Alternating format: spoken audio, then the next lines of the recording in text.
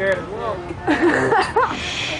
Okay, so this is the first raptor bird of prey that I brought to show you guys. This is called a Harris hawk, or some people refer to it as a Harris's hawk because it was actually named after someone whose name was Harris.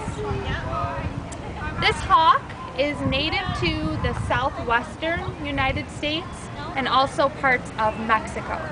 So this is a hot weather hawk, loves the desert. So here in Buffalo, he can be outside during the summertime, but obviously during the winter, he does have to be housed indoors because it's much too cold here for a desert hawk. First thing you'll notice about him is that nice curved beak that he has. Now somebody mentioned that these raptors are predatory, and they are all predatory. They hunt for their food. And he will eat anything from small mammals like mice and rats and rabbits. Even he would eat some sorts of reptiles out in the desert if he was hungry enough. So you'll see he has that nice hooked beak, and he uses that to tear the flesh of the animals that he hunts. So their beaks are quite a bit different than other birds. We know that a parrot also has a large hooked beak, but they use that for some different reasons. These beaks are used to rip flesh or to rip meat. Now you'll also see on those feet, he does have really sharp nails. They're called talons on the birds of prey. Birds of prey will use these talons to hold down their food. Some birds will use their talons and feet to squeeze and kill their food. Now this bird is really, really interesting because he's one of the only types of birds of prey to hunt cooperatively. So to hunt with other Harris hawks. And what they do, which is really, really cool, is because they live in the desert, there's not a lot of high perches to hunt for food. So if you think about here in Western New York, we see a lot of red-tailed hawks that are up on the power lines and up high in trees. But think about a desert and how sort of flat a desert is, and there's not a lot of high spots for birds.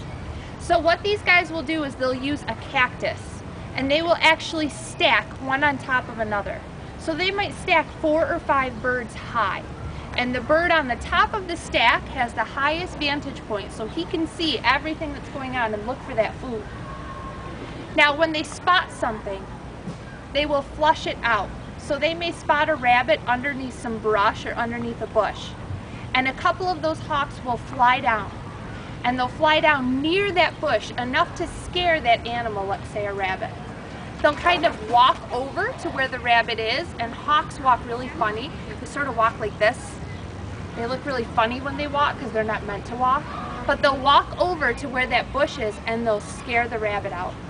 Now when the rabbit gets scared and starts to run, remember those other 2 or 3 birds that are still on that cactus?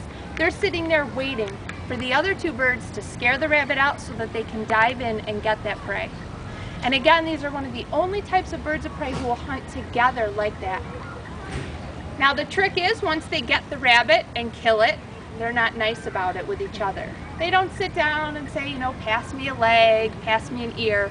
Once they get that animal, it's every hawk for himself, and they will fight over the food. But it's really interesting how they will hunt together for their food.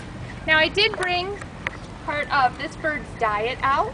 We'll see if he will eat for us today. And he here at the zoo eats mice. Our mice come in pre-killed, so he doesn't hunt for his food here. He was born in captivity, so he's always eaten pre-killed mice. What you're going to see him do once he sort of gets comfortable. He's dropping.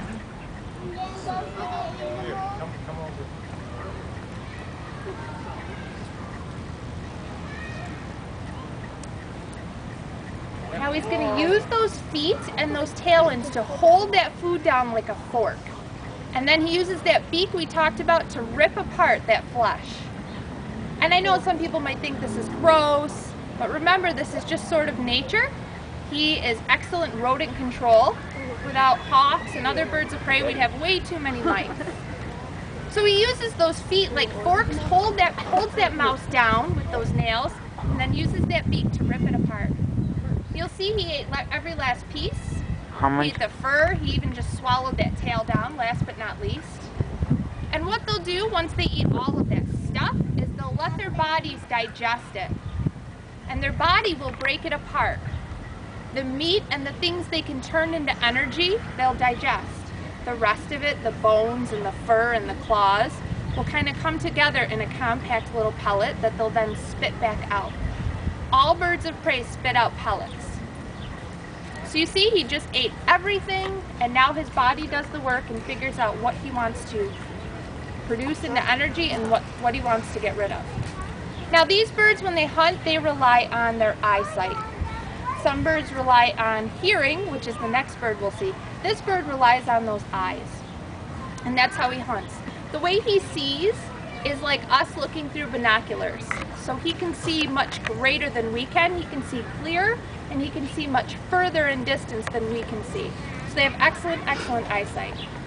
Now, any questions about this bird from our teens? Yes? How many mice does he eat a day? It depends on the time of year. At his heaviest, he'll eat 5 to 6 mice a day. At his lightest, he'll eat 2 to 3. Any other questions about our Harris hawk? Yes? What's his name? This is Buzz. All right, I'm going to go ahead and put him back, and we'll take a look at our next raptor. His tail feathers are all like... Yeah, his tail feathers are splayed Some of them are like... It's for balance. and broken, because in his indoor enclosure where we have him right now, there's a corner that he likes to fly up to, and we're trying right now to find a way to outsmart the bird.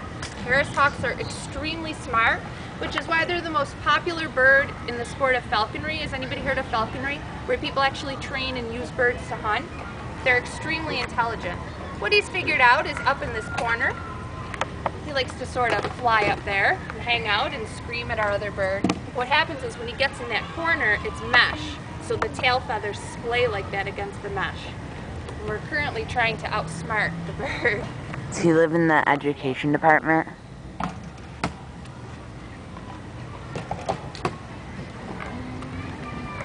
Does he live in the education department? How much time do you have? What time is it?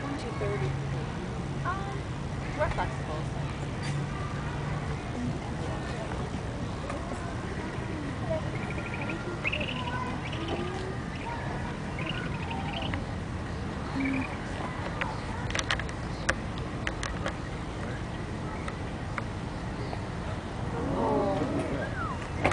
Okay, so our next bird is what? Great horned owl. A great horned owl. You can see she looks quite a bit different than our first bird of prey, or raptor. Although they are both raptors, they're both predatory and they both hunt for their food. This bird is native to Western New York. She's actually native to North and parts of South America. The birds here in Western New York, the great horned owls, do not migrate, so she stays here year round. So she does fine in the cold weather. She can live outside in the coldest of conditions. Notice all of the thick feathers that she has. If I were to kind of touch her body, it would be between 1 and 2 inches thick of feathers. She's actually quite small, although she looks very robust. Her frame is very small, and she's actually pretty light. She's only about 3 pounds. She uses all those feathers to keep herself warm in the winter. And in the summer, she will pant to keep cool. If you see her up here start to pant, they will do that to cool their bodies off, just like your dogs do at home. It's the same way to keep her body cool. Now this owl has feather tufts on top of her head. They named her a great horned owl when they first sort of discovered her because they thought that those feathers looked like horns. We know that those aren't horns. A bird could never fly with big heavy horns on their head. They're not even ears. They are just feather tufts, and they use them simply to communicate things to other birds and even to us humans. I know a lot about what this bird is feeling just by the position of those ear tufts and her body language. Now she does have ginormous eyes. They have really, really large eyes, and she does see well at night, but it's important to know that these birds rely on their hearing to catch their food. She has one of the best senses of hearing. And her ear holes are actually lopsided. Something called triangulation is what these birds use to find their food. Having lopsided ears helps them to be able to better hone in on exactly where a prey item would be on the ground. So she'll listen, and then she'll fly in and use those feet to catch the prey and to squeeze it.